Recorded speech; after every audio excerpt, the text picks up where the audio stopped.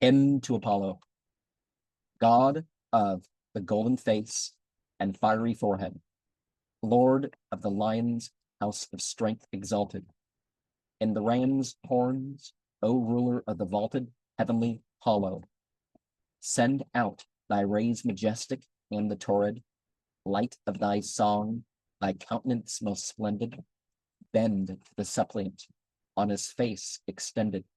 Hear me, Apollo. Let thy fierce fingers sweep the lyre forgotten. Recall the ancient glory of thy chanted music that thrilled the hearts of men and haunted life to adore thee. Cleanse thou our marketplaces misbegotten, fire in my heart and music to my pan, lend that my song go past the empyrean Phoebus before thee. All the old worship in this land is broken, yet on my altar burns the ancient censer, frankincense, saffron, galbanum, intenser, ornaments glisten. Robes of thy color bind me for thy token. My voice is fuller in thine adoration. Mine image holds its God-appointed station. Lycian, listen. My prayers more eloquent than olden chants, long since grown dumb on the soft, forgetful airs. My lips are loud to herald thee my prayers, keener to follow. I do aspire as thy long sunbeam slants. Upon my crown I do aspire to thee. As no man yet, I am in ecstasy. Hear me, Apollo. My chant wakes elemental flakes of light, flashing along the sandal-footed floor. All listening spirits answer and adore. Thee, the amazing, I follow to the eagle baffling sight. Limitless oceans of abounding space, purpose to bind myself, but know thy face. Phoebus in gazing, oh, hear me, hear me, hear me. For my hands, dews deathly bathe them, sinks the stricken song. Eyes that were feeble have become the strong. See thee and glisten. Blindness is mine. My spirit understands. Weighs out the offering, accepts the pain. Hearing the paean of the unprofane. Lycian, listen. God of fiery face. The eyes violate.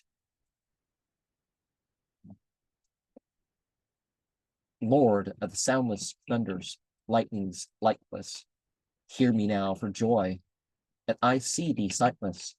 Fervent to follow, grant one boon, destroy me, let me die elate, blasted with light, intolerant of a mortal, that the undying in me pass thy portal. Hear me, Apollo, hear me, or if about thy courts be girded, paler some purple softening the sunlight. Merciful, mighty, O divide the one light into a million shattered gems, that I mingle in my worded measures some woven filament of passion, caught Phoebus from thy star-girt crown to fashion. Poet's pavilion, let me build for thee an abiding palace, rainbow-hued to affirm thy light divided, yet where starry words by thy soul guided sing as they glisten, dewdrops diamonded from the abundant chalice, swoons the prayer to silence. Pale the altar glows at thy presence as the last words falter. Lycian, listen. Now, we could say that this contains so many different themes from the tarot, right? Do we have the Princess of Swords? And of course, we have the Six of Wands. That goes, well, no, that doesn't go without saying, but you know what I mean. In between, we have the Ace of Cups.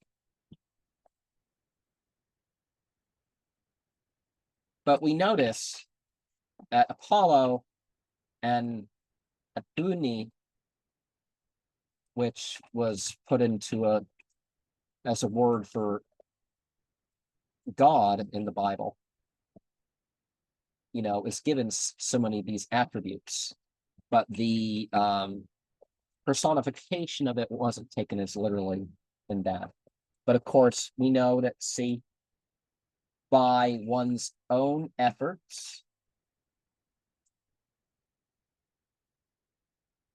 and about having the experience, the experience and the practice of religion has been lost, and that's part of the thing about bringing it back. And that was probably from something from 1886 to 1903, and we have the Hermits and Solitude, which is also from that period.